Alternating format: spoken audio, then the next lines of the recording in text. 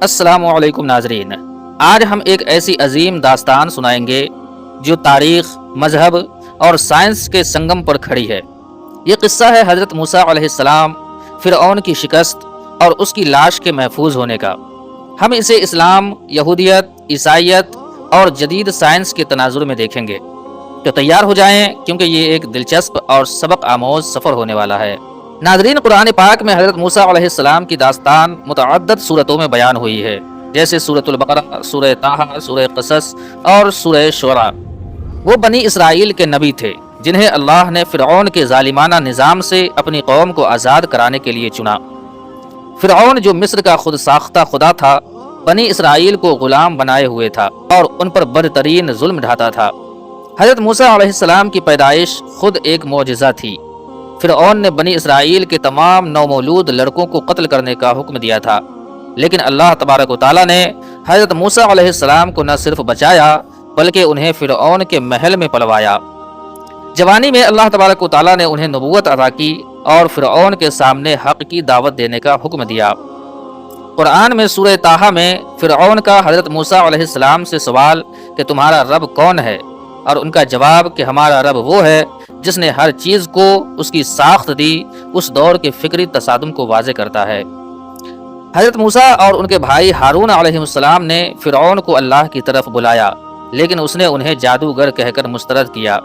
اللہ تبارک و تعالیٰ نے حضرت موسیٰ علیہ السلام کو متعدد معجزات عطا کیے تھے، جیسے عصا کا سانپ بننا اور ید بیضا یعنی چمکتا ہوا ہاتھ۔ سورۃ الاعراف میں اس کا ذکر ہے کہ جب موسیٰ علیہ السلام نے عصا پھینکا، وہ سانپ بن گیا اور فرعون کے جادوگروں کے سانپ کو نگل گیا۔ فرعون کے جادوگر ایمان لے آئے، لیکن فرعون نے انہیں سزا دی۔ اس کے باوجود وہ اپنی ہر دھرمی پر قائم رہا۔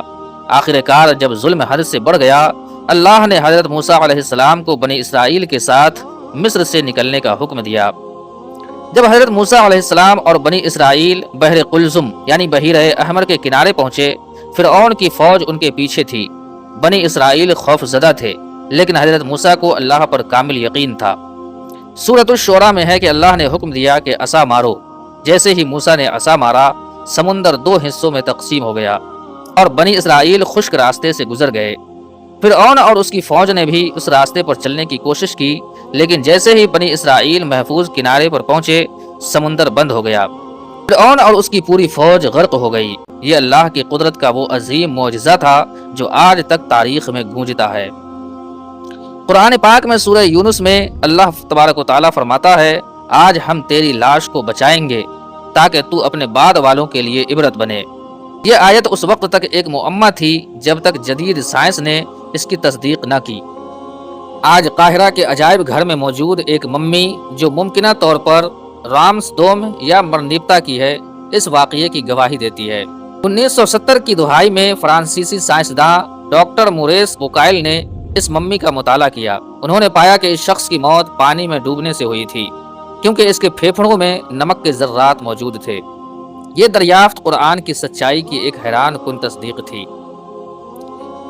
اس کے علاوہ مصری ممی بنانے کی تکنیک جو لاش کو سینکڑوں سال تک محفوظ رکھتی تھی، اس واقعے کے بعد فرعون کی لاش کو محفوظ کرنے میں مددگار ثابت ہوئی۔ یہ اللہ تبارک و تعالیٰ کی حکمت تھی کہ ایک ظالم کی لاش عبرت کے لیے آج تک موجود ہے۔ یہ قصہ یہودی اور عیسائی میں بھی مرکزی حیثیت رکھتا ہے۔ توریت کی کتاب خروج میں جو بائبل کا حصہ ہے، اس واقعے کا تفصیلی ذکر ہے۔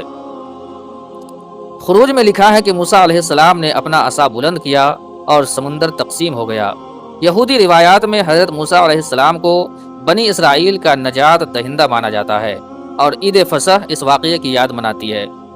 عیسائیت میں بائبل کے پرانے عہد نامے میں اس قصے کو خدا کی قدرت کے مظہر کے طور پر دیکھا جاتا ہے، تاہم بائبل میں فرعون کی لاش کے محفوظ ہونے کا ذکر نہیں ملتا، جو قرآن کی ایک منفرد خصوصیت ہے۔ یہودیت اور عیسائیت میں کچھ تفصیلات مختلف ہیں، جیسے سمندر کے چیرنے کی نوعیت یا واقعات کی ترتیب، لیکن بنیادی کہانی وہی ہے۔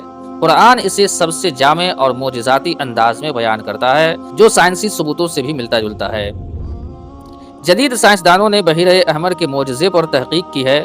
کچھ ماہرین کا خیال ہے کہ ہوا کے شدید دباؤ یا سمندری لہروں کی خاص ترتیب نے سمندر میں عارضی راستہ بنایا ہو سکتا ہے، لیکن یہ نظریات خود اس بات کی تصدیق کرتے ہیں کہ کوئی غیر معمولی واقعہ ضرور پیش آیا ہے۔ اس کے علاوہ آثار قدیمہ نے مصر کے اس دور کی بہت سی تفصیلات کو اجاگر کیا ہے۔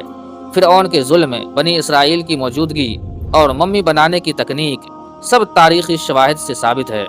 یہ سب قرآن کی صداقت کو اور مضبوط کرتا ہے۔ حضرت موسیٰ اور فرعون کا یہ قصہ ہمیں ایک عظیم سبق دیتا ہے۔ اللہ کی قدرت کے سامنے کوئی طاقت نہیں ٹھہر سکتی۔ فرعون جیسا خود ساختہ خدا بھی اللہ کے عذاب سے نہ بچ سکا، اور اس کی لاش آج ہمارے لیے عبرت کا نشان ہے۔ یہ کہانی اسلام، یہودیت، عیسائیت اور سائنس کے درمیان ایک پل کی طرح ہے جو اللہ کے پیغام کی عالمگیریت کو ظاہر کرتی ہے۔ تو آئیے اس سبق کو اپنی زندگیوں میں شامل کریں اور حق کی راہ پر چلیں۔ اگر آپ کو یہ ویڈیو پسند آئی تو لائک کریں، چینل کو سبسکرائب کریں اور اپنے خیالات کمنٹس باکس میں شیئر ضرور کریں۔